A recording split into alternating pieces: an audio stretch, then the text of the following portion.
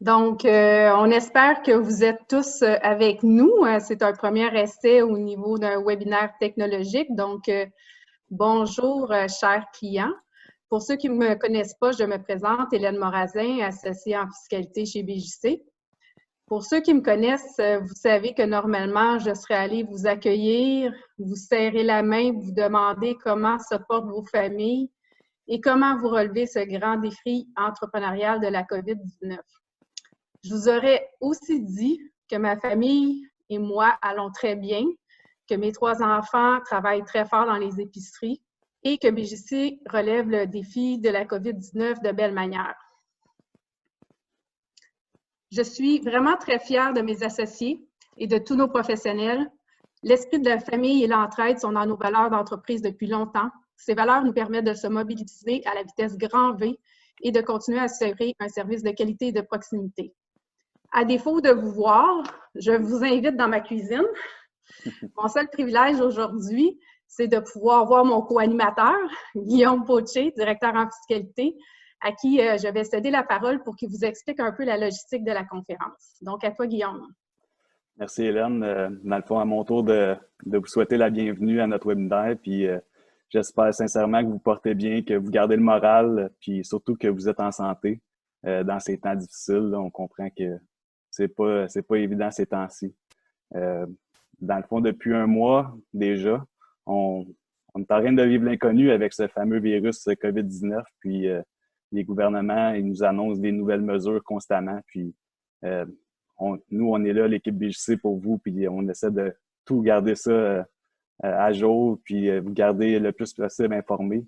Mais c'est sûr que là, avec toutes les questions qu'on avait de tous nos clients, mais on a pensé que ça serait vraiment une bonne idée de vous présenter un webinaire sur toutes les nouvelles mesures qui ont été annoncées jusqu'à maintenant par le gouvernement.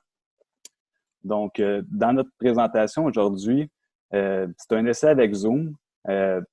On va essayer de vous répondre tout au long du webinaire le plus possible. Comme vous pouvez voir dans le bas de votre écran, vous avez une section qui est Q&A là, avec les questions-réponses.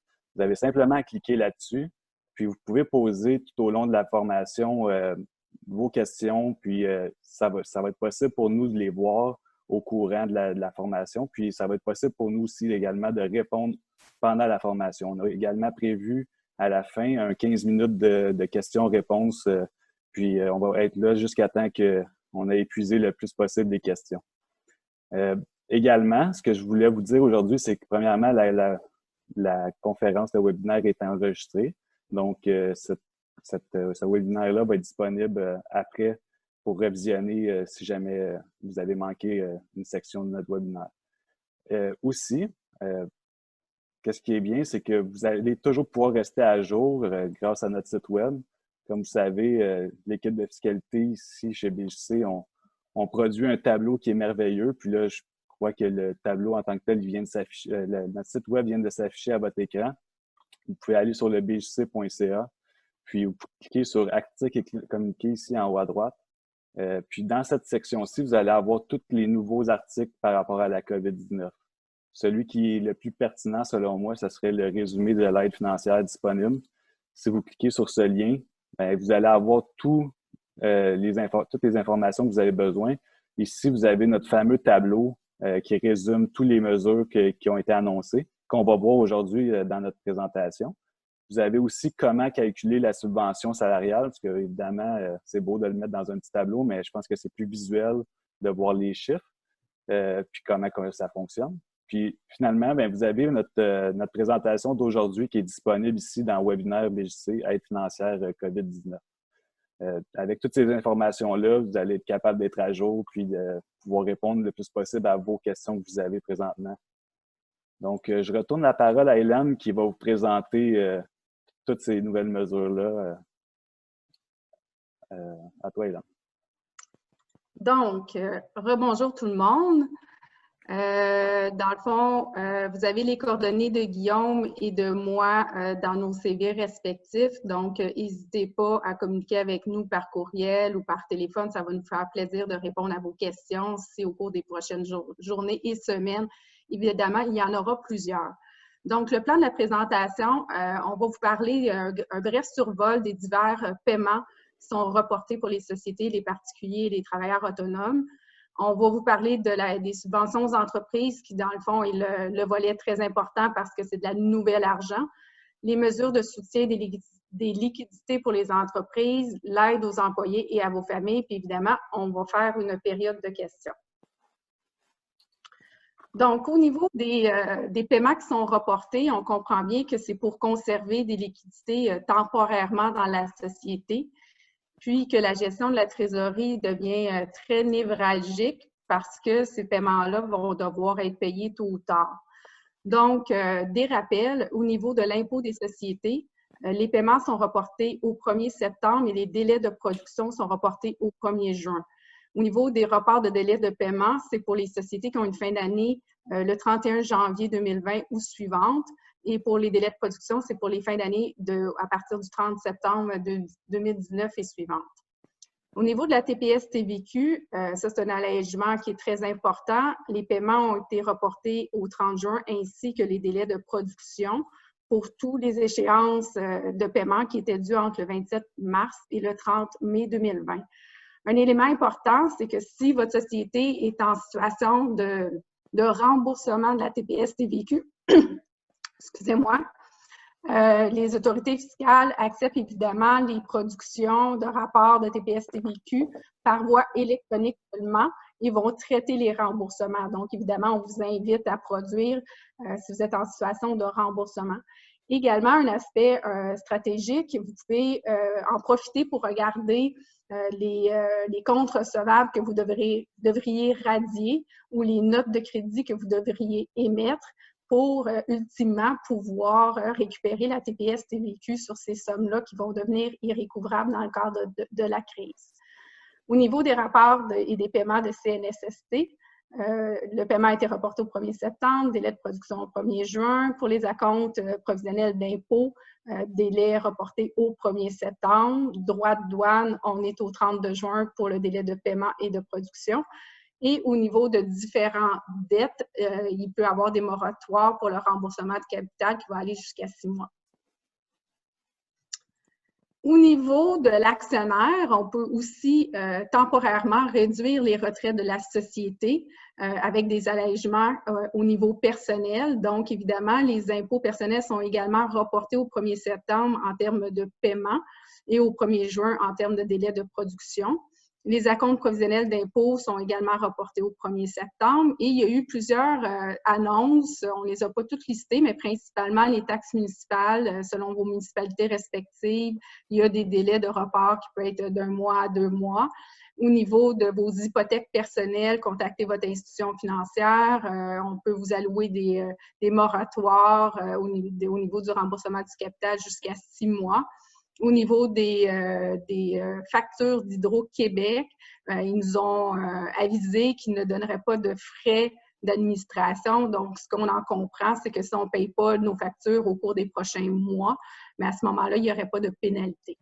Hélène, on a une bonne question ici de Guylaine qui nous demande si on a déjà fait des paiements d'acompte provisionnel d'impôt, est-ce que vous pensez que c'est possible de se les faire rembourser?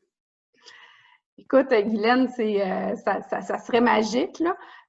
La question, elle est excellente. Selon moi, ça ne sera pas possible, malheureusement. Il n'y a pas eu d'annonce à cet effet-là que le gouvernement va réémettre des chèques pour les acomptes provisionnels. Donc, c'est dommage, mais je ne pense pas qu'on va pouvoir récupérer ces sommes. Au niveau des travailleurs autonomes, quelques précisions additionnelles. Au niveau du délai de production, évidemment, c'est inchangé parce que le délai de production, c'est le 15 juin. Au niveau des impôts, c'est également reporté le 1er septembre, 31 août. La TPS-TVQ, c'est les mêmes délais.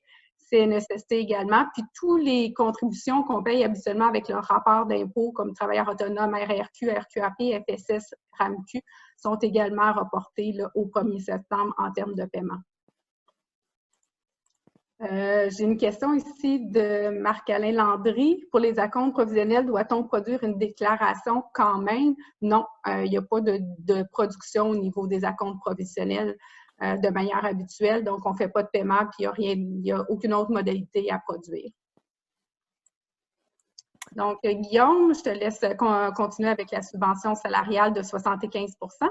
Oui, en fait, le gouvernement a finalement voté la loi en fin de semaine passée. Donc, on a passé une joyeuse Pâques devant notre téléviseur, puis on a aussi analysé toute la loi cette fin de semaine.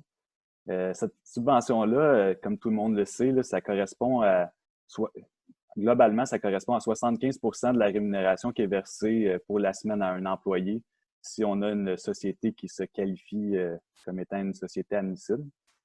Globalement, ici, on voit là, qu'on a illustré le calcul par rapport au plus élevé de A, B et plus le C. Donc, c'est peut-être un peu plus visuel pour comment le gouvernement a considéré ce calcul-là. Mais globalement, c'est ce qui va vous intéresser le plus, c'est probablement le B, qui est le moindre de. Donc, on va regarder la rémunération versée pour la semaine, qui est 8. C'est sûr qu'on a le maximum de 847 qui s'applique, ou 75 % de la rémunération hebdomadaire que l'employé touchait avant la crise. Donc, c'est vraiment cette formule-là qui va être plus intéressante. Lorsqu'on regarde le A, c'est vraiment plus pour un nouvel employé qu'on va avoir le A qui va s'appliquer à vous. Dans cette période de crise-là, ce qu'on comprend, c'est que le gouvernement a voulu vous avantager pour pouvoir payer les employés le plus possible et ainsi leur offrir peut-être un petit peu plus d'argent que s'il y avait eu la PCU, qu'on va voir plus tard, qui offre seulement 500 $ par semaine. Donc, c'est peut-être possible de rémunérer un employé un petit peu plus que le fameux 500 $. Un point important à noter, c'est que les employés qui ont un lien de dépendance, donc nos entrepreneurs, si jamais vous avez un lien de dépendance avec l'employeur, il y a des règles particulières qui s'appliquent. Donc, si vous n'aviez pas de rémunération avant la crise, il ne sera pas possible malheureusement d'avoir cette subvention de 75 %. Un autre point qui est intéressant dans le calcul, c'est qu'il a été ajouté dans la subvention les cotisations employeurs. Donc, si vous avez un employé que vous rémunérez à rien faire, donc finalement, l'employé est en congé, mais il est payé, puis vous le rémunérez à 75 % de son salaire, évidemment, maximum 847 $. Cet employé-là, s'il a accompli aucun travail pour vous pendant cette semaine-là, bien, tous les cotisations employeurs que vous allez faire pour cet employé-là, bien, vous allez avoir un remboursement qui est admissible. Puis, en plus, c'est additionné à la subvention. Donc, vous allez recevoir, disons, le maximum 847 pour l'employé, plus les cotisations. Mais évidemment, il faut que l'employé n'ait pas travaillé du tout pour vous pendant cette semaine-là. Dans les conditions d'admissibilité, on a les entités du secteur public, là, donc les écoles, les hôpitaux, puis tout ça qui sont exclus. Mais c'est la seule exclusion. Donc, je dirais que la grande majorité des entreprises peuvent se qualifier à cette subvention-là. Pour être admissible, dans le fond, un employé pour que l'employé soit considéré comme un employé admissible, il ne doit pas être sans rémunération pendant au moins 14 jours consécutifs durant la période d'admissibilité.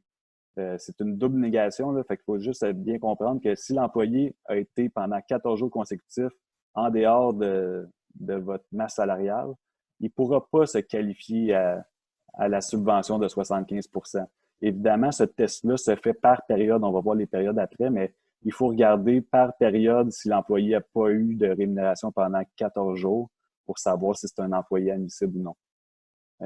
Les demandes pour cette subvention-là sont acceptées jusqu'au 30 septembre 2020. Si vous continuez vos opérations normales et que vous n'êtes pas certain de vous qualifier, tout ça, ben c'est pas grave. Là, vous n'êtes pas obligé de savoir aujourd'hui si vous vous qualifiez. Vous avez jusqu'au 30 septembre 2020 pour faire votre demande. Les particuliers, dans le fond, c'est important de savoir que éventuellement, quand le portail va être disponible, il y a quelqu'un qui va devoir attester là, que la demande est complète, exacte, puis que tous les éléments importants sont répondus. Ça, c'est un point important là, qu'il va falloir s'assurer que tout est correct avant de faire notre demande. Aussi, un des critères, c'est qu'il faut que l'employeur faut qu'il y ait un numéro d'entreprise au niveau des DAS au 15 mars 2020.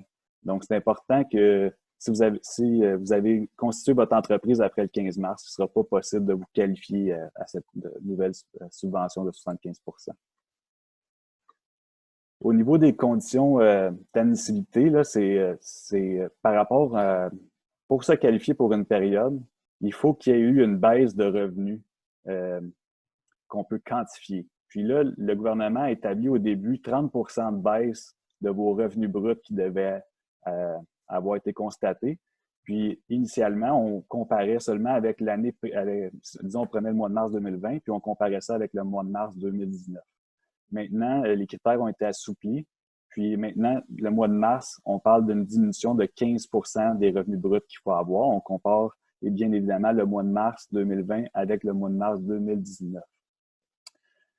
Le gouvernement a aussi assoupli cette façon de calculer le revenu. Il est maintenant possible d'utiliser les mois de janvier et février. On fait une moyenne de ces 2 mois-là, puis on compare notre mois de mars avec ces 2 mois-là. Une fois qu'on a choisi notre méthode par rapport à la comparaison, donc si j'ai choisi de comparer mon mois de mars 2020 avec mon mois de mars 2019, je vais devoir comparer mes mois suivants avec l'année 2019. Je ne pourrais pas changer de méthode en fonction de c'est mieux pour moi de me qualifier avec janvier et février par rapport au mois d'avril et mai, mais pas pour le mois de mars. Fait que quand je choisis une méthode de comparaison, je dois garder cette méthode-là tout au long du processus. Un des points qui est important, qui a été ajouté en fin de semaine, c'est que si on se qualifie pour une période donnée, donc si on se qualifie pour le mois de mars, l'entreprise va être automatiquement qualifiée pour le mois d'avril. C'est très important, cette notion-là, parce que ça donne une garantie à l'entreprise qu'elle peut réengager ses employés dès maintenant, au début de la période. Donc, la deuxième période de mémoire, c'est le 11 avril qu'elle commence. Donc, à partir du 11 avril, vous rembauchez vos employés, vous savez que vous avez atteint les critères d'admissibilité du mois de mars. Donc, vous êtes automatiquement admissible pour la période du mois d'avril. Certainement, c'est pour regarder les autres conditions, là, mais au moins, si vous respectez les conditions de baisse de revenus du mois de mars, vous êtes garanti pour le mois d'avril. Dans le calcul du revenu, évidemment, il y a des méthodes qu'on peut utiliser pour comptabiliser nos revenus. Le gouvernement, il y a une souplesse à ce niveau-là. Il nous donne la possibilité de regarder la méthode de comptabilité d'exercice, puis la méthode de comptabilité de caisse. Donc, ça, c'est quand même une belle flexibilité pour certaines entreprises, que c'est beaucoup plus facile de calculer les entrées de revenus sur base de caisse que sur base de comptabilité. On peut penser, par exemple, au domaine de la construction, qui était peut-être un petit peu difficile de refaire toutes les techs à chacun des mois. Donc, la flexibilité ici au niveau de la base de caisse est le bienvenu du gouvernement. Excusez-moi. Donc, dans le fond, les revenus d'un employeur correspondant, pour garder seulement les revenus gagnés au Canada. Puis, il faut aussi enlever les revenus qui proviennent de sources sans lien de dépendance. Avec lien de dépendance. Il faut les enlever ceux qui ont des liens de dépendance avec nous. Il faut donc regarder seulement les revenus qui viennent des personnes non liées avec l'entreprise. Le gouvernement a aussi prévu qu'il faut enlever les revenus qui sont extraordinaires, puis tout ce qui est des revenus de capital. Ça, c'est important. Fait que ça fait pas mal le tour sur comment on calcule le revenu. Il y a aussi il y a plusieurs autres informations qui ont été annoncées par rapport à cette subvention-là. Donc, c'est une application qui est immédiate. Donc, la subvention est en vigueur actuellement. Elle a été annoncée en fin de semaine, votée en fin de semaine à l'Assemblée nationale, puis elle est rétroactive au 15 mars 2020. Puis, elle devrait être disponible jusqu'au 6 juin 2020, à moins qu'il y ait d'autres changements, évidemment. Mais pour l'instant, c'est 12 semaines d'application pour cette subvention-là. Dans la loi, il est possible qu'elle soit augmentée à un plus long délai, mais pour l'instant, c'est jusqu'au 6 juin. Dans les notions qu'on a vues initialement là, avec le ABC, on voyait qu'il fallait regarder le salaire avant la crise. Dans le salaire avant la crise, évidemment, ça n'inclut pas les dividendes. Donc, si on veut faire une moyenne des salaires avant la crise, on ne peut pas inclure les rémunérations qui sont sous forme de dividendes. Il faut regarder seulement les salaires que l'employé aurait reçus avant la crise. Donc, par rapport à ça, le gouvernement a fait une annonce pour dire c'était quoi là, le salaire avant la crise, parce que c'est pas vraiment clair. Ce qu'il faut faire, c'est qu'il faut regarder le salaire, la rémunération hebdomadaire moyenne qui a été versée entre le 1er janvier 2020 et le 15 mars 2020. Si vous regardez cette moyenne hebdomadaire-là et vous excluez toutes les périodes de 7 jours que l'employé n'a pas reçu de rémunération, vous faites une moyenne avec tout ça, puis ça vous donne le salaire avant la crise de l'employé. Au niveau de cette subvention-là, ce qui est intéressant, c'est qu'il n'y a pas de limite. Donc, il n'y a pas de maximum. Tous les employés qui sont admissibles vont vous donner droit à la subvention. Puis, c'est possible d'aller chercher des montants qui sont extrêmement importants par rapport à leur salaire versé. Évidemment, quand on parle de montants très, très importants, on parle de pénalités qui sont importantes aussi. Donc, si vous avez fait la demande de cette subvention-là puis que vous n'y avez pas droit, bien, le gouvernement va appliquer une pénalité qui est équivalente à 25 de votre demande de subvention. Puis, vous allez devoir aussi rembourser ce que vous avez demandé que vous n'aviez pas droit. Il y a aussi d'autres pénalités qui s'appliquent si jamais c'est si vous avez fait des transactions pour vous qualifier, puis que c'est considéré comme étant excessif par rapport aux autorités fiscales, il pourrait avoir d'autres pénalités plus importantes qui peuvent aller jusqu'à l'emprisonnement. On s'entend que pour se rendre là, il faut avoir travaillé fort. Le gouvernement aussi, à plusieurs endroits, ils ont mentionné qu'ils s'attendaient à ce que vous fassiez tous les efforts possibles pour ramener les salaires des employés au niveau que les employés avaient avant la crise. Cette mention-là n'est pas nulle part dans la loi, donc on comprend que le 25 % qui est non subventionné, il n'est pas obligé d'être rémunéré aux employés pendant le temps de la crise.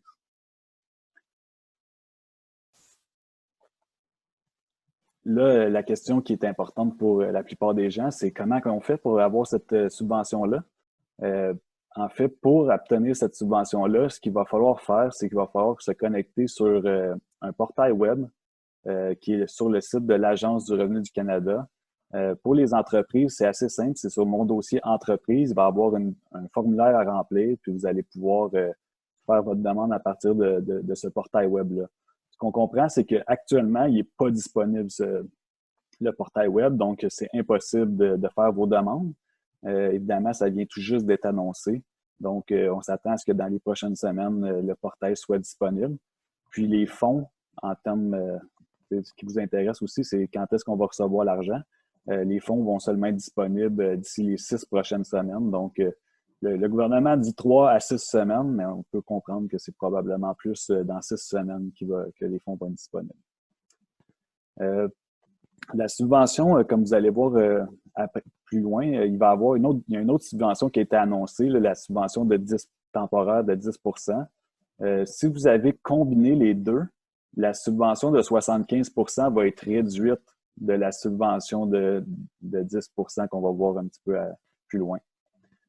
L'autre chose, c'est que si vous faites partie du programme de travail partagé avec l'assurance emploi, bien, à ce moment-là, toutes les sommes que vous recevez de l'assurance emploi, que vos employés vont recevoir de l'assurance emploi, bien, c'est déjà une aide du gouvernement. Fait que ça va réduire également la subvention que vous avez le droit de demander. Guillaume, je vais avoir quelques questions. Oui. En fait, j'en ai répondu déjà 14, là, donc Okay. il y a des gens que quand j'avais la réponse, je vous ai répondu directement dans le Q&A. Oui. Il y en a certaines que je vais t'adresser également, là, okay. Parce que je sais qu'ils reviennent souvent. Là. Oui. Donc, pouvons-nous rembourser les montants que nos employés ont reçus en PCU et faire des salaires rétroactifs? On s'est posé souvent cette question-là. Oui, exact. C'est une bonne question. Puis, ça serait vraiment, vraiment le fun si on pouvait on pouvait faire une rémunération rétroactive. Mais pour l'instant, ce qu'on comprend, c'est que c'est pas quelque chose qui est possible, malheureusement. Évidemment, on s'attend à ce qu'il y ait beaucoup, beaucoup de précision par rapport à ça, mais pour le moment, il faut suivre nos périodes de paye, il faut suivre nos remises de paye. Donc, si vous n'avez pas fait de rémunération dans les semaines visées, malheureusement, ce ne sera pas possible de faire une rémunération rétroactive. Au niveau de la PCU, ce qui est intéressant, c'est que le gouvernement veut intégrer les deux, la subvention et la PCU ensemble. évidemment, si l'employé, c'est pas un employé qui est admissible, donc elle n'a pas été rémunérée 14 jours consécutifs pendant une période, ce qui va arriver, c'est que l'employé il est obligé d'aller chercher la PCU. Donc, il ne peut pas choisir entre les deux. S'il n'a pas été rémunéré pendant 14 jours consécutifs, il va chercher la PCU. Là où on n'est pas certain encore à 100%, c'est les moments où on va avoir la PCU et la subvention pour une semaine. Ce qu'on comprend, c'est que le gouvernement veut qu'il y ait un processus de remboursement de la PCU pour les employés. Mais pour les employeurs, ça va être difficile à suivre. Donc, pour eux, simplement s'assurer qu'ils sont admissibles, les employés, par rapport à une période donnée, puis c'est suffisant. Pour les employés, eux, ils vont d'abord s'assurer de répondre aux critères du gouvernement pour être sûr de ne pas avoir une double rémunération, mais ça, ces détails-là ne sont pas encore connus. Guillaume, une autre question, c'est sûr que il y a beaucoup d'éléments concernant comment on calcule notre moyenne hebdomadaire de paye. Puis on a une question ici de dire, ben, si on rémunère nos employés sur des petites payes de base, parce qu'on c'est des employés à commission, donc par exemple, sur le mois, là, il y a 4 payes de 300 $ de base, puis à la fin du mois, je fais une paye globale pour une commission de 4 000 $. On sait que le 75 % s'applique pour une semaine, avec un maximum par semaine de 847. Donc, la question qui est posée, elle est excellente, c'est de dire est-ce que le 4 000 va apparaître dans seulement une semaine, puis qu'on va être subventionné 75 % fois 300 $ pour les 3 premières semaines, puis qu'on aura le maximum de 847 la semaine 4, la semaine où on a le versement des commissions? C'est une excellente question. Puis, selon moi, effectivement, on va avoir un gros problème dans une situation comme ça. On serait mieux de rémunérer les commissions sur plusieurs semaines, effectivement, en avancement, au lieu de toutes les payer d'une shot, si on veut, à la fin là, de la période numéro 4. De cette façon-là, ça va nous aider à aller chercher le maximum de la subvention pour chacune des périodes. Puis au niveau de la moyenne, ben, tu sais, ça va, en ayant payé 4 000 $ tout d'un coup, ben, vous allez prendre la moyenne, donc ça devrait réajuster son salaire, donc ça devrait être correct. Une autre question qui nous est posée, c'est qu'avec nos employés actuellement, c'est pas évident, la charge de travail n'est pas égale d'une semaine à l'autre. Donc, si une semaine, j'ai payé un employé 10 heures, puis la semaine suivante, j'ai payé un employé 30 heures, comment je vais calculer ma subvention salariale? Selon moi, mais c'est sur les heures réellement travaillées de la semaine 1 puis les heures réellement travaillées de la semaine 2, puis on ne peut pas faire une moyenne pour maximiser là, le fameux 847. C'est exactement. Il faut y aller sur la rémunération versée par rapport aux critères qu'on a actuellement. Donc, il y a quelqu'un qui a posé une question ou un commentaire. Donc, un employé qu'on a mis au chômage et rappelé après 14 jours n'est pas admissible. C'est un petit peu ce que tu as mentionné. Exact. Puis, je pense que ça serait pertinent de tout de suite passer au tableau qui est ici. Ce tableau-là, comme on peut voir, là, on indique les périodes. Donc, depuis le début, on parle de périodes, mais c'était pas clair, là. Si on regarde le tableau qui est présent ici, là, on voit qu'il y a 3 périodes d'admissibilité. Donc, la période 1 serait considérée comme le mois de mars, le 2 avril, puis le 3, le mois de mai.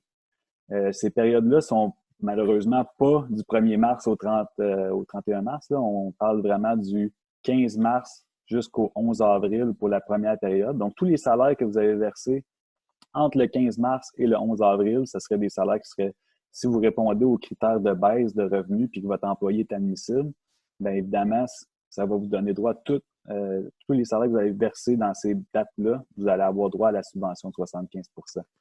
Puis là, on voit bien, si on prend par exemple la période 2, que si vous avez été admissible aux critères de baisse de revenus de la période numéro 1, bien, vous êtes automatiquement admissible à la période numéro 2. Donc ça, c'est intéressant. Donc, tous les salaires que vous allez verser entre la période du 12 avril jusqu'au 9 mai, bien, vous allez avoir droit à la subvention.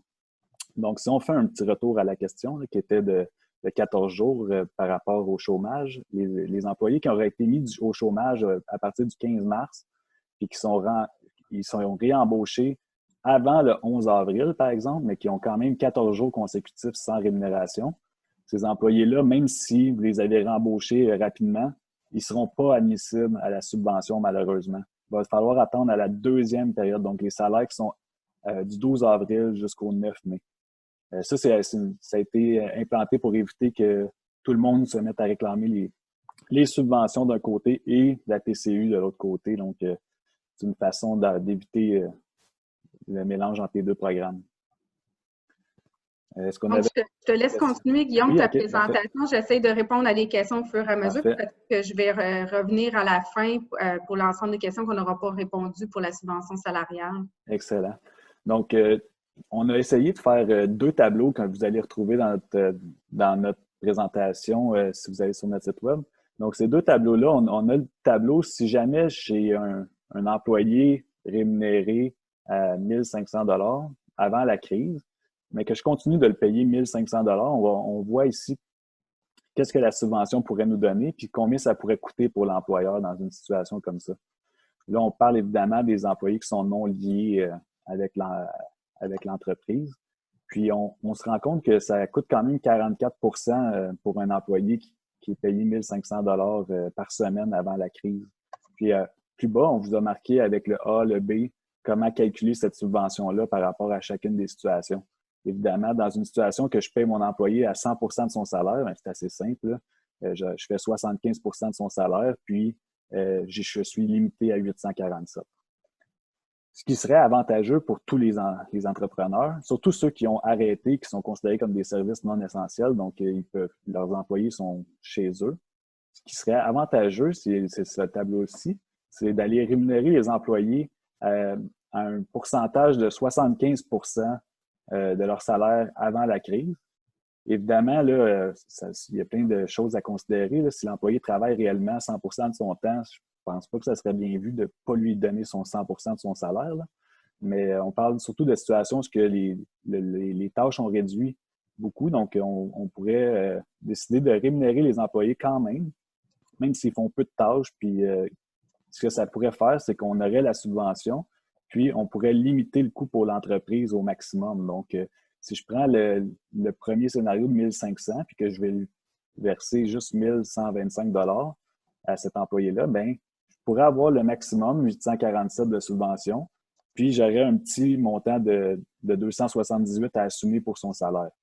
Si je voudrais maximiser cet employé-là qui ne travaille pas, je pourrais simplement lui donner 847 $, puis j'aurais aucun coût pour l'entrepreneur. Puis, qu'est-ce que ça fait? C'est que si l'employé n'a pas accompli aucune tâche, en plus, je pourrais aller chercher le remboursement des DAS pour un employé qui ne fait aucune tâche pendant une semaine complète. Donc, on voit que ça nous prend un salaire avant la crise de 1 130 $ pour que la subvention soit maximisée. Vous pouvez vous référer à ce tableau-là. Là, il est disponible sur notre calcul de la subvention que je vous ai montré au début de la formation. Donc, on revoit les périodes que j'ai expliquées tantôt. Également, ce qu'on a rendu disponible dans notre présentation, c'est un petit peu des scénarios qu'on trouvait intéressants. Puis, si je prends, par exemple, un scénario qui ne fonctionne pas, puis là, c'est un peu ça qu'on voulait illustrer, c'est que si une entreprise gagne toujours 100 000 par mois, pour pouvoir se qualifier au mois de mars, bien évidemment, elle doit gagner 85 000 pour se qualifier. Puis, ça, c'est si elle veut comparer ça avec son année précédente. Mais on comprend que dépendamment de quel type d'entreprise que vous avez, vous pourrez vous ramasser dans une situation où c'est impossible de vous qualifier juste parce que c'est la façon de votre entreprise. Vous êtes cyclique, par exemple, ou vous êtes une société qui est saisonnière ou des choses comme ça. Donc, dans les diapositives qu'on a présentées, on a présenté 5 scénarios. Donc, c'est intéressant de voir que, par exemple, si vous aviez une décroissance, bien, c'est sûr que vous allez vous qualifier juste parce que vous avez une décroissance dans votre entreprise. Donc, ça n'a aucun lien avec la COVID dans une situation comme ça. Puis, dans le cas inverse, vous avez une très, très grosse hausse, bien, c'est sûr que vous n'allez pas pouvoir vous qualifier par rapport à 2019. Donc, il va falloir regarder la moyenne de janvier-février. Et encore là, c'est pas sûr à 100 % que vous allez être capable de vous qualifier. Donc, vous allez voir avec les graphiques qu'on a présentés ici, dans les 5 diapositives, c'est assez clair que c'est pas garanti que vous allez vous qualifier. Puis des fois, c'est simplement parce que c'est votre type de secteur d'activité qui vous fait en sorte que vous n'allez pas vous qualifier. Si je peux prendre l'exemple d'un cabinet comptable, nous, on se qualifie probablement pas parce que nos 2 plus gros mois, c'est mars et avril. Donc, si on regarde par rapport à l'année passée, puis étant donné qu'on est en croissance, c'est impossible de se qualifier au 15 de réduction. Puis si on regarde par rapport à janvier et février, bien, janvier-février, c'est des petits mois. Donc, quand on compare notre moyenne de janvier-février avec notre mois de mars, bien, ça aussi, on ne se qualifie pas à la baisse. Donc, c'est particulier pour l'instant, c'est ce que le gouvernement a annoncé. Ils ont assoupli tout ça, mais c'est pas encore parfait. Donc, peut-être qu'il va y avoir des modifications futures, mais pour l'instant, c'est ce que la loi nous dit. Puis, ça a été voté en fin de semaine, donc c'est pas prévu d'être changé rapidement. Guillaume, je vais t'interrompre. Je vais répondre à quelques questions en rafale. Wow, vous êtes vraiment nombreux à poser des questions. Je suis désolée, je ne peux pas suivre votre rythme. Là. Puis, il y en a qui posent également des questions sur le chat. Là, le chat, on va le regarder à la fin parce que c'est plus difficile à suivre que le Q&A. Fait que merci d'utiliser de manière, en tout cas, le Q&A si vous êtes capable. Expliquer le lien de dépendance parce qu'on parle des employés qui sont liés. Là. Donc, évidemment, quand je contrôle une société, j'ai plus de 50 des droits de vote d'une société. Je suis considérée liée à ma société et tous les membres de ma famille, conjoints, enfants, frères, sœurs, parents, sont considérés des employés liés. Donc, ça, c'était pour répondre à cette question-là. Il y a eu aussi beaucoup de questions par rapport au... quand on qualifie mars, on qualifie automatiquement avril, mais ce n'est pas un effet domino après. Ce n'est pas parce qu'en compte tenu de mars, on a qualifié avril qu'on qualifie mai et ainsi de suite. Quand on va revenir à mai, pour établir si mai est admissible, on va regarder si mai par rapport à l'année antérieure ou par rapport à janvier-février 2020, on a notre moins 30 %. Sinon, on pourra retourner en avril, mais regarder si le mois d'avril avait la réduction du 30 %. Fait que c'est de la manière qu'il faut analyser ces questions-là au niveau des périodes d'admissibilité. C'est vrai qu'il y a beaucoup de questions. Oui, c'est ça. Donc, je vais te laisser continuer là, rapidement. Je voulais au moins adresser ces 2 réponses-là qui sont revenues quand même beaucoup. Là. Oui, donc le prochain sujet, en fait, bien là, on a fait pas mal le tour de la subvention de 75 %. L'autre subvention qui a été annoncée juste avant la subvention de 75 %, c'est la subvention temporaire de 10 %. Celle-là est un petit peu plus restreinte au niveau des employeurs qui seraient admissibles. Pour être admissible, en fait, il faut être une société qui est admissible à la déduction pour petite entreprise. Donc, les sociétés qui sont admissibles à la DPE, c'est les entreprises qui ont un capital imposable qui est supérieur. Ben là, dans notre texte, c'est écrit supérieur parce que ceux qui sont supérieurs à 15 millions ne sont pas admissibles à la DPE. Donc, comprenez que ceux qui sont en bas de 15 millions de capital imposable se qualifient comme société admissible. Il y a aussi les organismes sans but lucratif, les organismes de bienfaisance qui se qualifient comme étant des employeurs admissibles. Les individus, sauf les fiducies, puis les sociétés de personnes pourraient se qualifier également. Pour ce qui est des sociétés de personnes, il faut regarder les associés de cette société de personnes-là, puis ça doit être un des 3 points précédemment mentionnés. Donc, soit un individu, soit une société admissible, mais il faut regarder tous les associés, puis ils doivent tous répondre aux 3 premiers critères. Cette subvention-là a été annoncée le 18 mars 2020, donc elle est disponible à partir du 18 mars 2020, puis elle va se terminer le 19 juin 2020. Ce qu'elle permet, en fait, c'est exactement un peu le même calcul que le 75 %. Là, je prends le salaire brut, puis je fais fois 10 %. Puis ça me donne ma subvention disponible. Comment qu'on fait pour obtenir cette subvention-là? Bien, simplement, vous allez prendre une feuille extra comptable, puis vous allez regarder les salaires bruts que vous versez à vos employés, puis vous allez le calculer par vous-même.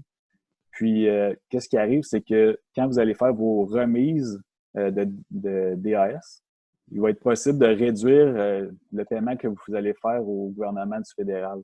Donc, le gouvernement fédéral, la remise, ça va contenir, dans le fond, l'assurance emploi, les impôts que vous retenez à la source pour vos employés.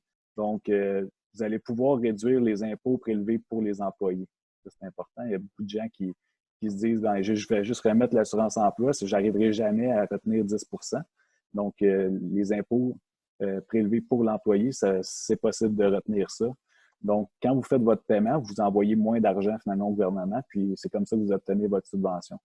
Cette subvention-là est maximisée, il y a un maximum. Là, vous pouvez pas, c'est pas illimité comme la subvention de 75 %. On parle de 1 375 $ par employé. Puis aussi, il y a un maximum par employeur. Donc, lorsque vous arrivez à 25 000 $ de remboursement, vous êtes maximisé. Pour être admissible à cette subvention-là, évidemment, il faut avoir un numéro d'entreprise pour faire les remises de salaire en date du 18 mars. Donc, quelqu'un qui voudrait se créer une nouvelle entité puis aller chercher cette subvention-là, c'est pas possible de le faire après le 18 mars 2020.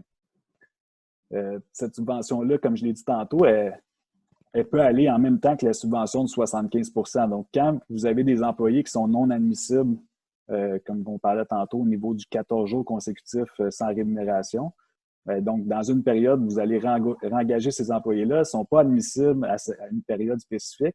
Et les salaires que vous payez à cet employé-là, bien, sont quand même admissibles, si vous vous qualifiez aux critères, à la subvention de 10 %. Donc ça peut être au moins assez intéressant d'aller chercher ce montant-là.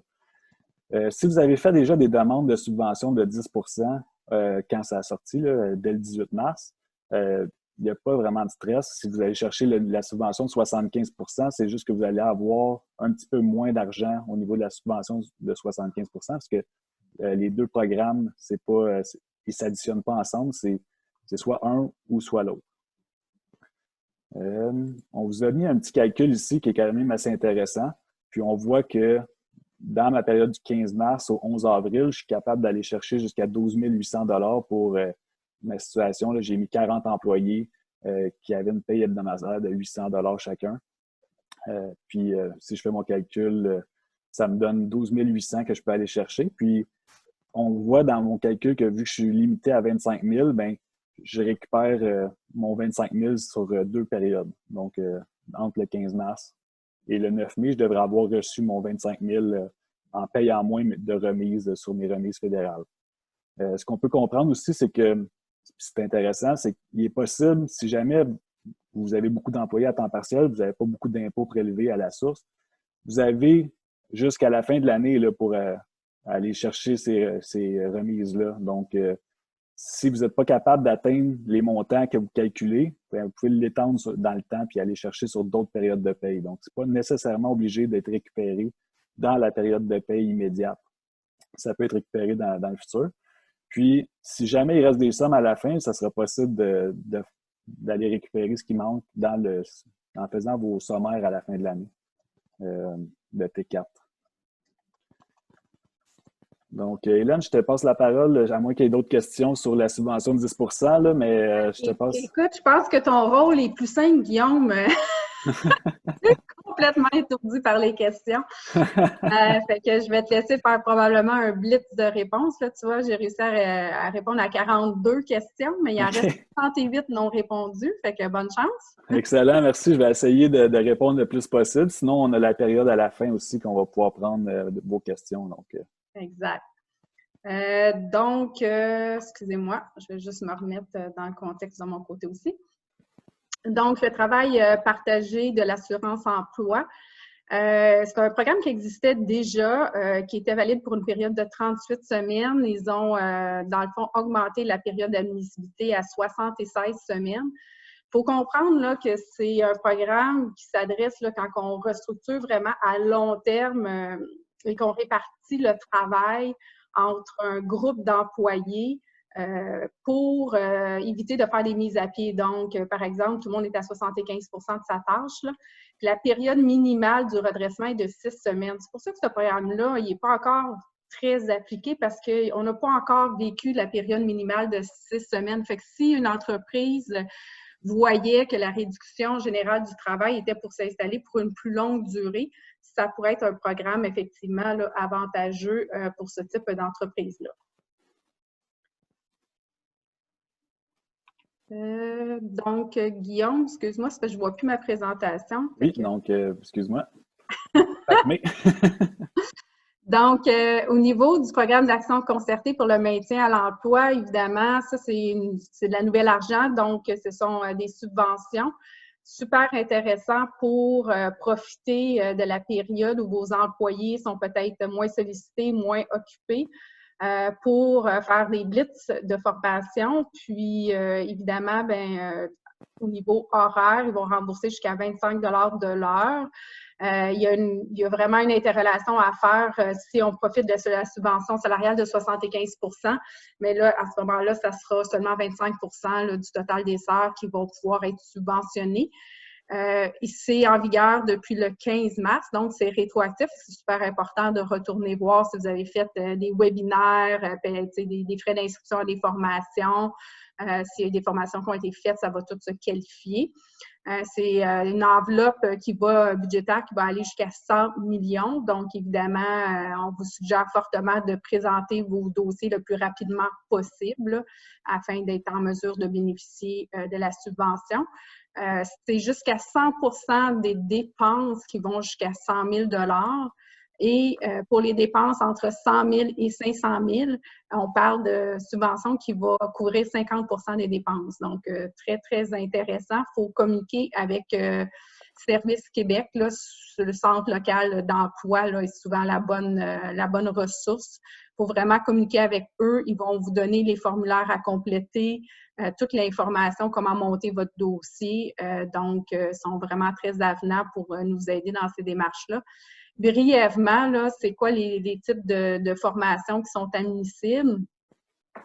Guillaume?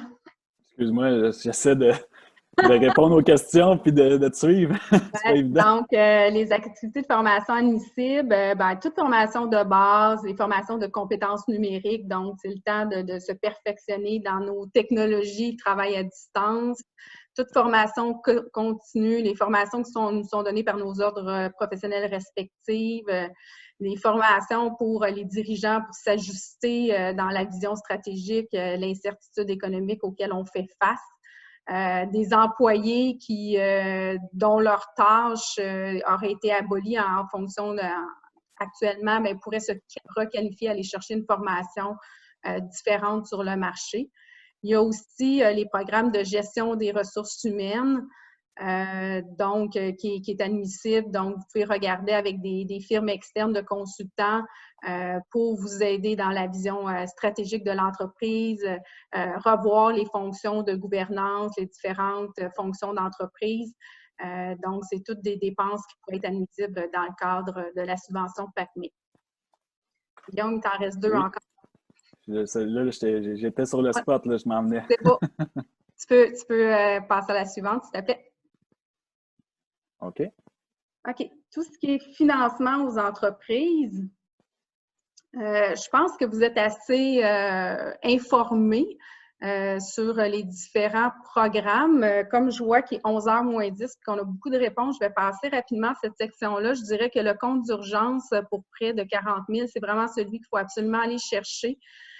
Si vous vous qualifiez, évidemment, c'est pour aller chercher des liquidités immédiates pour pouvoir payer vos charges d'exploitation, paye, loyer, services publics, assurance, impôts fonciers, services de la dette. C'est sans intérêt jusqu'au 31 décembre, puis ces 25 % va pouvoir être convertible en subvention à la fin si le prêt est remboursé avant le 31 décembre 2022. Si ce n'est pas le cas, le prêt va être converti en un prêt à terme 3 ans à un taux de 5 %. Ce qui est important, c'est que c'est pour toutes les entreprises dont la masse salariale est supérieure à 50 000 et inférieure à 1 million. Donc, c'est à peu près la seule condition d'admissibilité. Puis, évidemment, mais c'est contacter votre institution financière. Actuellement, là, sont vraiment habitués avec les demandes. Ils en ont déjà traité beaucoup. Ils demandent le sommaire de vos T4 là, pour savoir c'est quoi la masse salariale de l'année 2019. Puis, vous montez votre dossier, vous faites votre demande auprès de votre institution financière. Au niveau des MRC, dans le fond, il y a de l'aide accordée là, pour la garantie de prêt qui peut atteindre 50 000. On a eu de la formation récente là, pour le développement économique de l'agglomération de Longueuil, le DEL. Donc, leurs conditions, c'est des taux d'intérêt de 3 %. Puis, évidemment, cette aide d'urgence-là, c'est pour les entreprises là, qui éprouvent des difficultés là, en raison de la COVID-19. Ils peuvent aussi faire un prêt à terme 12 mois jusqu'à un montant de 500 000 avec un taux de 6 pour les besoins de fonds de roulement, puis il pourrait y avoir moratoire et refinancement. Évidemment, BDC est un incontournable. Après avoir contacté vos institutions financières, contactez également la BDC. Ils ont une offre très, très grande. Ils peuvent faire des prêts de fonds de roulement jusqu'à 2 millions. Il y a beaucoup aussi, si vous avez déjà des prêts avec eux, beaucoup de reports de remboursement qui peut aller jusqu'à une période de 12 mois. Ils sont très actifs dans le marché, donc n'hésitez pas à contacter également la BDC. Ils peuvent aussi partager des risques à 80 avec les institutions financières. Là, fait que vos institutions financières, de toute manière, travaillent actuellement en partenariat avec la BDC pour voir qu'est-ce qu'ils peuvent faire conjointement. Au niveau d'Investissement Québec, effectivement, très présent aussi dans le marché. Donc, ils peuvent, pour un montant minimal, eux autres, là, de 50 000, les garanties de prêt qui est privilégié. Ils ne font pas de refinancement. Puis c'est vraiment adressé aux entreprises là, qui ont des problèmes de liquidité temporaires causés par des problèmes d'approvisionnement en matières premières, en produits ou une impossibilité là, une impossibilité de réduction de capacité de livrer les marchandises à court terme. On a aussi au niveau de l'exportation, EDC est présent aussi, fait un grand effort pour supporter notre exportation. Donc, n'hésitez pas à contacter EDC si vous êtes un exportateur. Et si vous êtes dans le milieu agricole, la Financière agricole du Canada a un super programme aussi pour des lignes de crédit additionnelles qui peut aller jusqu'à 500 000.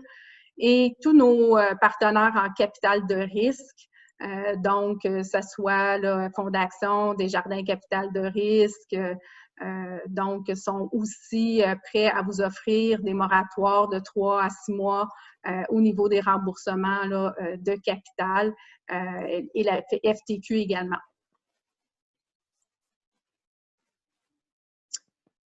Donc, Guillaume, on est rendu à la PCU? Oui. Donc, au niveau, est-ce que tu y allais pour la PCU, Guillaume? La fameuse PCU, ben écoute, je te laisse l'expliquer. Ça a changé encore hier, donc notre PowerPoint est à jour. Donc, la fameuse PCU, le fameux 500 $ maximum, période de 16 semaines, donc ça peut aller pour 8 000 $. C'est imposable, vous allez recevoir des feuillets fiscaux à la fin de l'année. Il n'y a pas de retenue à la source, mais au 30 avril 2021, l'impôt sera redevable. C'est quoi les conditions d'admissibilité? Bien, c'est d'être résident du Canada, âgé d'au moins 15 ans. On doit avoir cessé de travailler en raison de la COVID-19.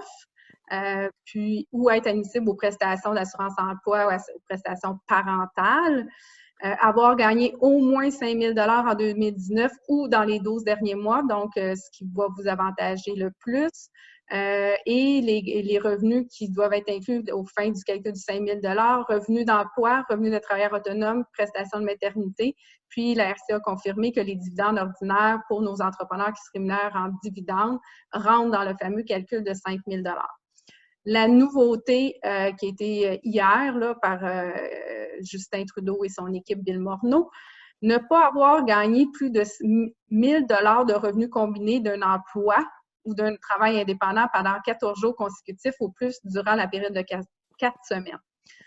Donc, là, on essaie d'interpréter ça, puis il y a une foire aux questions qui a apporté des précisions. Ce qu'on en comprend, là, c'est qu'au départ, il faut avoir été sur la PCU. Donc, il faut avoir cessé d'arrêter en raison de la COVID-19. Cette condition-là est demeurée. Donc, la personne qui était sur la PCU et qui retourne, dans le fond, pourrait, à partir du moment où elle a été qualifiée une première période à la PCU, pourrait retourner au travail, mais ne devrait pas gagner plus de 1 000 $ au cours d'un mois.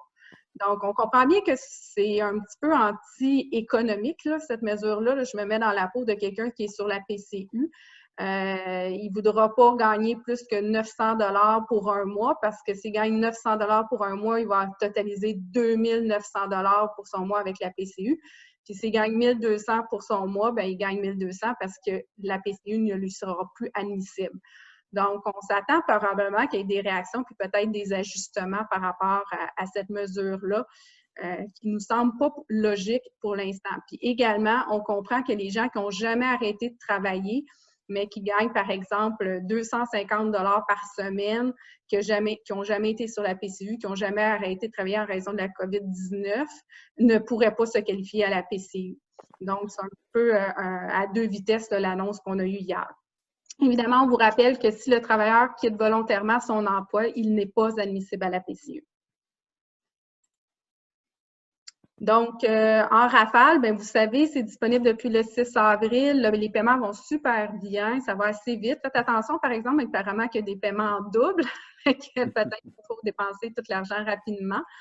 C'est versé tous les 4 semaines et ça va être offert pour la période du 15 mars au 3 octobre 2020.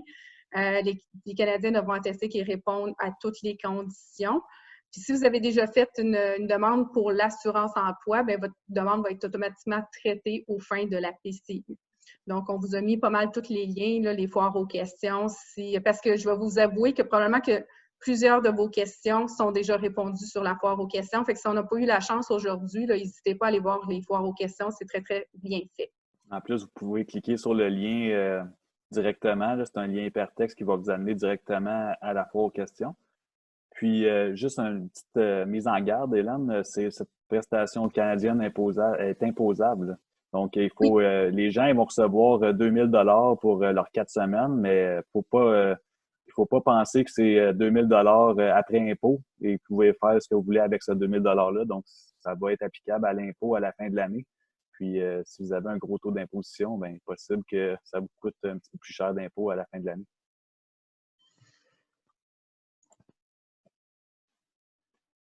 Donc, on vous rappelle, là, ça, vous pouvez le trouver sur les sites de l'agence. Donc, c'est par mois de naissance. Donc, on vous a mis les périodes de référence. Donc, 15 mars au 11 avril, 12 avril au 9 mai, 10 mai au 6 juin. Et les dates selon les mois respectifs où faire votre demande. Fait que ça, on va passer rapidement, Guillaume. Les autres programmes pour vos employés, votre famille, on va accélérer aussi. Je vais y aller en rafale. Donc, le fameux PAT, qui est le programme d'aide temporaire aux travailleurs qui avait été mis de l'avant par Québec, bien, il a pris fin le 10 avril. Donc, je pense que je ne vais pas élaborer davantage. Il n'est plus en vigueur. Le fameux PIRT, ça fait des beaux mots, des beaux acronymes. Hein?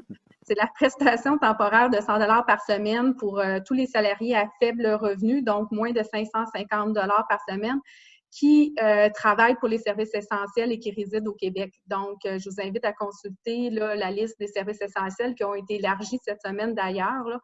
Donc, il y aura plus de gens qui vont avoir accès à la PIRT. C'est une prestation qui va jusqu'à un montant maximal de 1 600 $, donc durant une période de 16 semaines. C'était rétroactif au 15 mars. Puis, ça va être disponible à compter du 19 mai et les dépôts devraient être versés à partir du 27 mai. Puis, c'est en ligne il faut faire la demande en ligne sur le site de Revenu Québec. Évidemment, bien, si vous avez reçu la PCU ou vous bénéficiez du programme de temps partagé, bien, le programme d'aide temporaire aux travailleurs, vous ne pouvez pas bénéficier de la PIRT à ce moment-là. Évidemment, il y a eu augmentation des crédits pour la TPS. C'est censé tout avoir été versé. Les paiements spéciaux sont rentrés le 9 avril pour tous. Les gens qui se qualifiaient, évidemment, les paiements ont été doublés pour les célibataires et les couples. Pour les familles, les allocations canadiennes pour enfants, il y a une augmentation de 300 $ par enfant qui va être versée. C'est prévu pour le 20 avril. Et est-ce qu'il restait d'autres mesures, Guillaume, pour les employés, les familles? Quelques petites mesures. Oui, c'est que les petites mesures concernant les prêts étudiants sur lesquels il y a des moratoires sans intérêt. Puis pour nos personnes retraitées en haut de 71 ans, on leur a permis de réduire les retraits maximum de 25 % pour les faire. Donc, voilà. On vous a mis une section pour les questions toujours en suspens parce que c'est des questions qu'on a adressées aux autorités fiscales et qu'on a eu clairement les réponses à l'effet qu'ils n'avaient pas de réponse à nos questions, mais qu'ils les avaient pris en note. Donc, vous pourrez les consulter, c'est intéressant. Là, Guillaume, je n'ai pas suivi le lot des questions, donc si tu veux prendre parole pour peut-être répondre quelques-unes, exact. Je vais essayer le plus possible d'en répondre, puis peut-être si tu vas essayer de me poser les questions, je vais commencer avec une, peut-être me poser les questions, puis je pourrais essayer de répondre le plus possible. On a une question qui nous demande c'est quoi le lien de dépendance? Je pense que Hélène, tu y as bien Oui. répondu à ce niveau-là. C'est vraiment les personnes de notre famille, les frères et sœurs qui vont rentrer là-dedans. Puis si on contrôle l'entreprise, évidemment, on sera lié avec l'entreprise. Ensuite, on a si nous sommes actuellement 2 actionnaires sans employés, est-ce que nos 2 salaires seront admissibles à la subvention? Bien évidemment, il faut regarder les conditions d'admissibilité. Puis si votre entreprise se qualifie au niveau de la baisse de revenus puis au niveau d'employés admissibles, normalement, quand c'est des actionnaires, ils devraient être admissibles. S'il y avait des salaires de versés avant la crise, donc du 1er janvier au 15 mars, à ce moment-là, il ne devrait pas avoir de problème pour les actionnaires d'aller chercher la subvention. Les actionnaires, malheureusement, qui se versaient des dividendes, ceux-là, ils ne seront pas admissibles, malheureusement, à la subvention. Comment il va falloir démontrer les baisses de revenus sur le portail web? Pour l'instant, on n'a pas cette information-là. Le portail web n'est pas disponible, mais on comprend qu'il va probablement avoir une section à remplir par employé, puis le montant du salaire brut versé pour chacune des périodes qui sont admissibles pour l'entreprise. Guillaume, je vais t'interrompre. Il y a une notion qui est super importante que j'ai vu passer dans les questions. Est-ce que c'est rémunération versée ou gagnée? C'est vraiment rémunération gagnée durant la semaine pour la période d'admissibilité. Le moment où la semaine est payée et versée n'est pas important pourvu que la rémunération soit réellement versée. Donc, par exemple, si dans la semaine du 15 mars, mes employés ont travaillé pour 500 $, puis je vais avoir payé 2 semaines plus tard cette paye-là. C'est pas le moment du versement, mais c'est vraiment les heures travaillées et le salaire gagné durant cette semaine-là qu'on doit utiliser aux fins du calcul de la subvention de 75 %. C'est une bonne précision parce qu'on a souvent cette question-là du côté plus pratique. Quand on fait les payes, on comprend que c'est souvent payé après la période de paye. Là. Donc, ça amène des questionnements. Puis, je vais juste repréciser parce qu'il y a beaucoup de questions pour le lien de dépendance puis nos actionnaires dirigeants. Là. En fait, le principe, là, c'est que vous êtes tous admissibles à la subvention salariale de 75 %. Il n'y a pas d'exclusion pour les actionnaires qui sont liés à leur société. Toutefois, il y a une particularité très, très, très importante, c'est qu'ils doivent avoir eu une rémunération sous forme de salaire pour la période d'avant la crise. Donc, du 1er janvier 2020 au 15 mars 2020. Et c'est ça toute la problématique pour un entrepreneur. Des fois, c'est pas régulier, il n'y a pas une paye à toutes les semaines comme l'ensemble de ses employés. Il pourrait être 100% dividende, il pourrait se faire un boni tout simplement à la fin de l'année qui couvrirait l'ensemble de son année. Toute la manière de calculer la rémunération d'un actionnaire, d'un employé lié pour la période d'avant la crise est très, très floue actuellement. Puis c'est sur cet aspect-là qu'on attend des précisions. Toutefois, chose certaine, c'est que si vous avez été 100% en dividende et que vous n'avez aucun salaire gagné et réellement versé avec vos DAS pour la période de référence 1er janvier au 15 mars, vous ne serez pas admissible parce que dans le calcul, votre subvention salariale va donner 0, tout simplement. Mais vous êtes admissible, c'est juste que le résultat va donner 0. Donc, voilà, c'est une précision que je voulais ajouter. C'est une question qui revient souvent dans nos questions qu'on a pour ce qui est de la rémunération des actionnaires. Là, effectivement, on a la question du boni qu'on se verse une fois par année, mais malheureusement, ça, c'est quelque chose qu'on n'est pas capable de répondre pour l'instant. Ce qu'on pense, c'est que ce ne sera pas considéré comme une rémunération avant la crise, étant donné que vous n'avez rien versé avant la crise, donc vous n'avez pas déclaré vos salaires en tant que tels. Mais peut-être que ça va être une des conditions qui pourrait changer avec le temps. Qui sait, hein? Ça a changé tellement depuis le début, là, cette subvention-là, que c'est encore possible que ça change.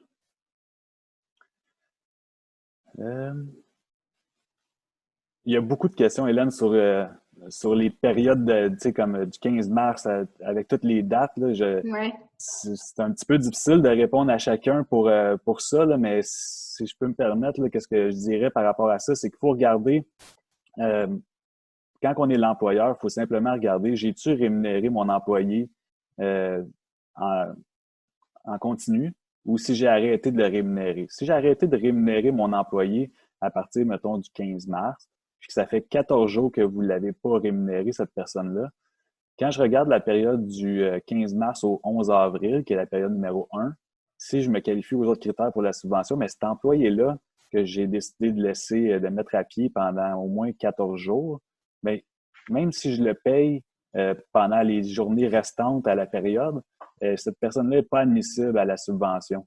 Donc, vous, comme employeur, si c'est un coût pour vous de le réengager, cet employé-là, parce que vous n'avez plus la subvention, bien, il serait recommandé peut-être d'attendre à la période numéro 2, que vous savez déjà que vous allez vous qualifier, puis vous pouvez réengager votre employé à partir du 12 avril. Puis là, à ce moment-là, cet employé-là va se qualifier. Ce qui arrive, c'est que pendant que vous avez fait la mise à pied de l'employé n'est sûrement pas resté chez lui à rien faire. Il est sûrement allé demander la PCU. Puis, pour éviter des situations où l'employé demande la PCU puis qu'il se répond à tous les critères, puis que vous, de votre côté, vous demandez la subvention salariale pour cet employé-là, ben le gouvernement a mis des critères à un moment donné pour rendre certains employés qui n'ont pas eu de rémunération non admissibles à la subvention. Comme ça évite la double rémunération sur les deux programmes. Je vais juste répondre à une question parce que je voudrais surtout pas que la personne qui l'a posée ressorte de la conférence avec une mauvaise compréhension, là. On me dit, faut-il aviser la paye si on veut reporter les paiements de RQAP, Assurance Emploi et RRQ au 1er septembre? En fait, c'est pas les paiements à la source pour nos employés. Les déductions à la source de toutes sortes doivent être mises au gouvernement dans les mêmes délais qu'à l'habitude. Oui, de rapport, exactement. C'est quand on est travailleur autonome, à même notre rapport d'impôt personnel, on doit payer une fois par année la RRQ, la RQAP puis la RAMQ. Et c'est ce paiement-là qui est reporté au 1er septembre en même temps que le paiement d'impôt du travailleur autonome. On me demande aussi, on m'a parlé pour la PCU d'être admissible si on travaille 10 heures et moins. Là. Cet élément-là a été sorti quelque temps là, dans les communications gouvernementales, là, mais ça n'existe plus. C'est ce qui a été remplacé hier par le 1 000 $ par mois, là, puis qui est difficile actuellement d'interprétation. Donc, ça change tellement rapidement. Oui, puis en plus, ce qui est particulier par rapport à la PCU, c'est que la loi elle a été votée il y a environ 2 semaines. Puis là, on a vraiment les critères législatifs qui sont disponibles.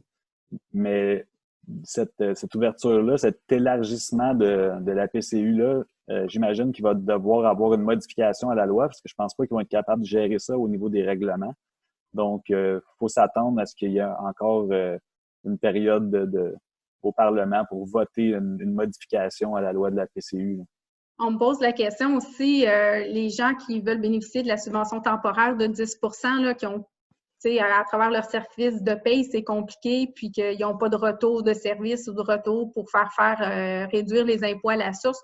Juste savoir là, que si vous ne le faites pas dans la prochaine période de paye, vous pouvez la faire dans la suivante, puis jusqu'à temps que vous ayez reçu votre subvention globale. Il n'y a pas de date de limite pour réduire les impôts à la source. Là, ça peut être au-delà du 20 juin.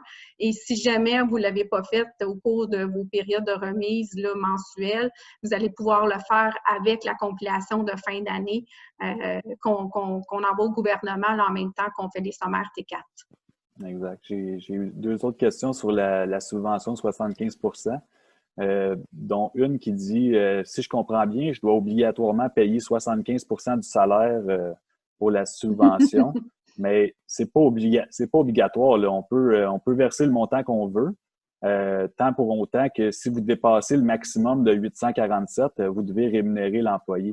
Puis ça, c'est un point qui est revenu souvent dans nos questions qu'on a reçues, c'est que présentement, vous n'allez pas recevoir les sommes d'argent, donc vous devez faire vos remises, vous devez avancer l'argent en attendant que les subventions arrivent. Donc, c'est important quand vous faites vos décisions d'entreprise, c'est que faut avoir les liquidités pour verser ces salaires-là. L'entreprise, on comprend, souvent est arrêtée complètement.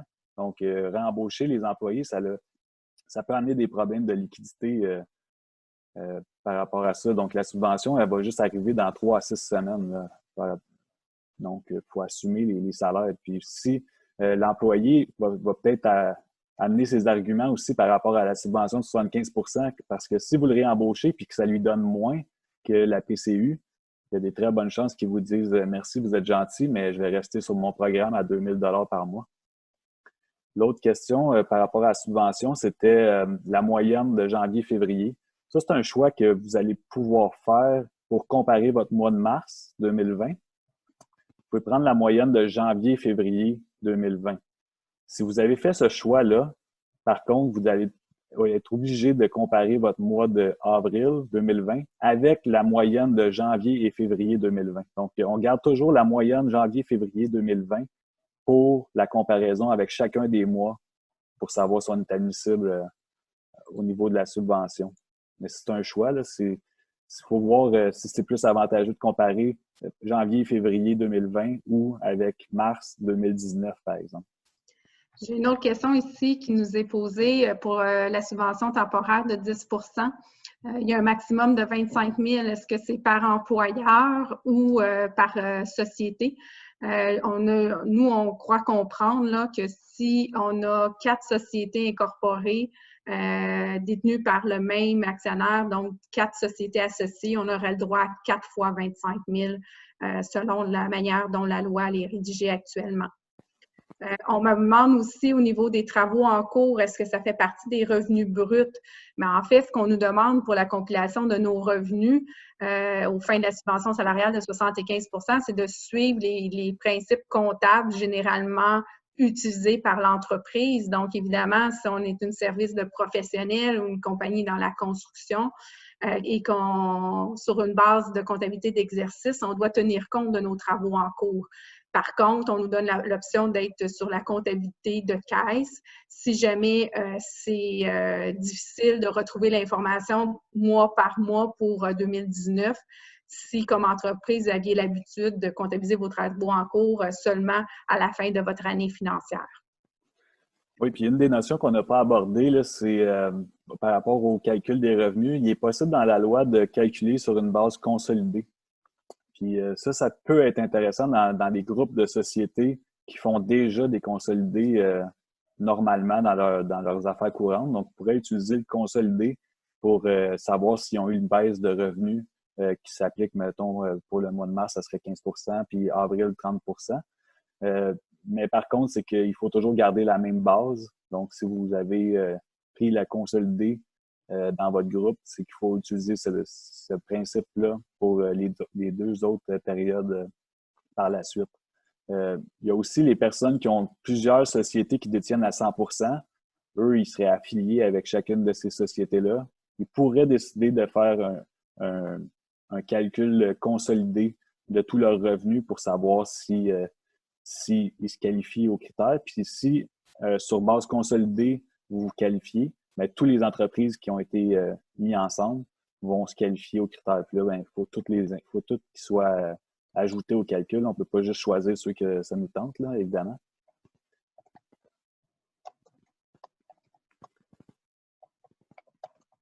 Je suis en train de répondre encore les fameuses règles de lien de dépendance. Là. Donc, si dans ma société, j'avais plusieurs membres de ma famille, frères, sœurs, parents, enfants, si on les payait avant la période de la crise, il n'y a aucun problème. Là, vous allez pouvoir réclamer la subvention salariale là, de 75 pour ces gens-là.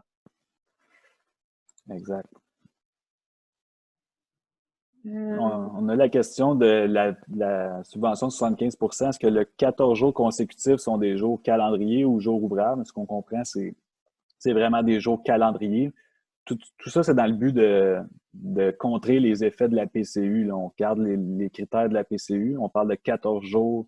Avoir arrêté de travailler pendant 14 jours sans avoir gagné 1 000 $. Là, on est encore en train d'assimiler tous ces nouveaux critères-là, mais 14 jours sans rémunération au niveau de la PCU pourrait nous vous l'accorder. Donc, si on est admissible à la PCU au niveau des jours, on serait plus admissible au niveau de la subvention de 75 %. On a une question par rapport aux employés saisonniers. Les employés saisonniers qui étaient sur le chômage avant, si vous les réengagez puis que la société se qualifie aux autres critères pour la subvention salariale de 75 %, vous allez pouvoir subventionner les salaires versés pour vos employés saisonniers vont rentrer dans votre calcul de votre subvention salariale de 75 %. Okay. Est-ce que le coaching pour les actionnaires est admissible au PACME? Moi, je crois que oui. Tous les frais de consultant externe qui rentrent dans le cadre de ce qu'on vous a présenté, qui soient donnés aux actionnaires ou aux employés, selon moi, est admissible au PACME.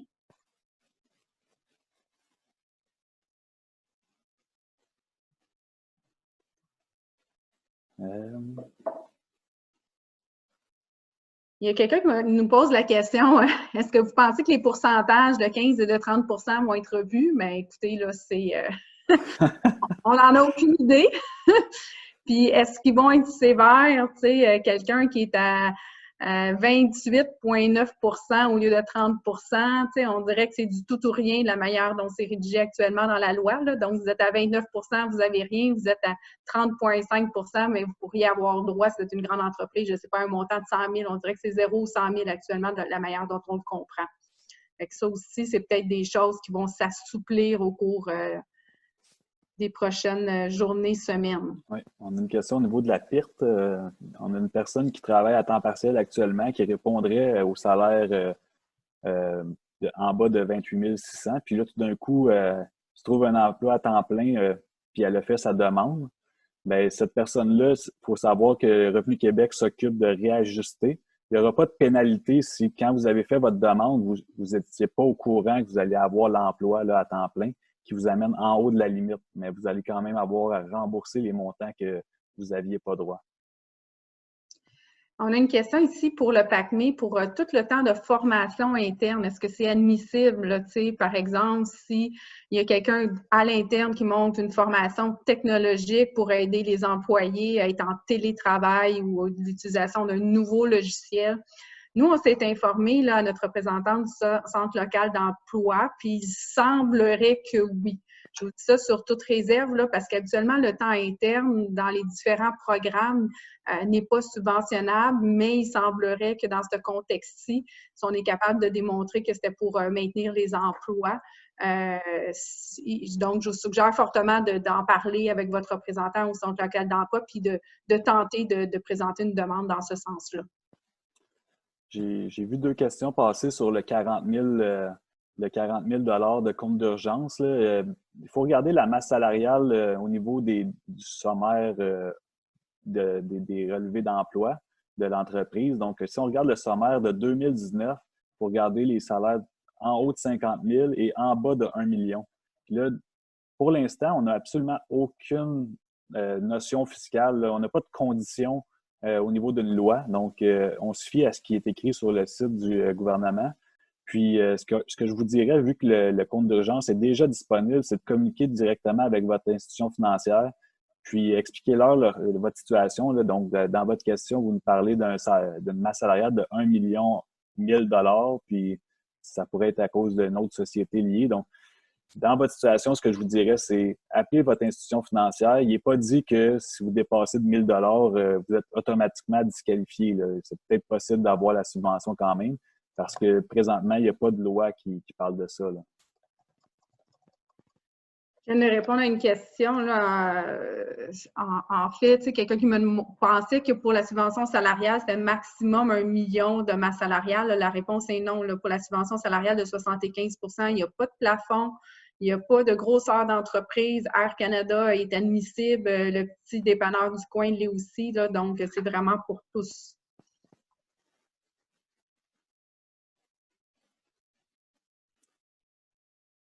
Mais vous nous essoufflez. Oui. Il reste une petite question peut-être intéressante. Travers Guillaume, Ouais. malgré notre bonne volonté. Il nous reste, on a répondu une centaine de questions, là, il en reste encore 85. On est vraiment super désolés. On aurait aimé ça pouvoir répondre à tout le monde.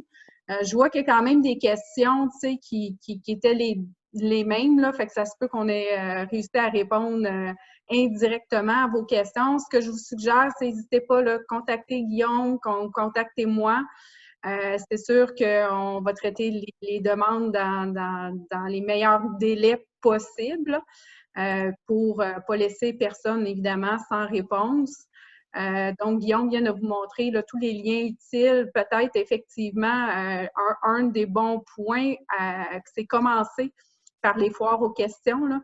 Il y en a une super bonne pour la PCU par Finance Canada, puis il y en a une super bonne de la Chaire en fiscalité et de l'Université de Sherbrooke qu'on vous a mis en lien, qui est une foire aux questions là, sur toutes les mesures fiscales. Donc, il y a vraiment une mine d'or d'informations qui s'y retrouve. Fait que peut-être vous référez à ça dans un premier temps. Puis si vous n'avez pas trouvé votre réponse, mais n'hésitez pas, vous avez notre courriel dans nos CV au début de la présentation. Un gros merci. Merci à toi, Guillaume. Je sais Merci, Hélène. que toute l'équipe de BJC travaille fort, effectivement, pour nous appuyer. On espère que ça a répondu quand même si on n'a pas réussi à satisfaire tout le monde, que ça vous a éclairé, guidé ou démêlé dans l'ensemble des mesures fiscales. Donc, quant à moi, j'ai bien hâte de pouvoir vous revoir. C'est pas que j'aime pas Guillaume, là, mais j'aurais aimé ça, voir d'autres mondes que Guillaume dans le cadre de la présentation. Fait que ça va être un plaisir de pouvoir se recroiser prochainement. Puis en espérant que vous avez apprécié. Le cas échéant, s'il y a des choses constructives que vous voulez nous transmettre, nous, on ne s'est pas vu, on n'a pas d'idée à quoi ressemblait la présentation pour vous, les participants. Donc, n'hésitez pas à nous envoyer du feedback. Si on a d'autres présentations à faire, on va pouvoir apporter des ajustements. Donc, le mot de la fin, Guillaume? Bien, merci à tout le monde d'avoir participé à notre webinaire. Puis j'espère que ça a pu répondre à plusieurs de vos questions, même si on se rend compte que ça apporte beaucoup, beaucoup de questions. Puis dans les prochains jours, évidemment, on va toujours essayer de vous tenir à jour avec nos infolettes, puis notre tableau des mesures fiscales pour être le plus possible à l'affût de ce que vous pouvez aller chercher comme à titre d'entrepreneur ou à titre de particulier. Donc, j'espère que ça vous a plu. Puis on vous souhaite d'être en santé et de revenir en force quand ça va être un retour au travail. Bye bye tout le monde! Bye bye.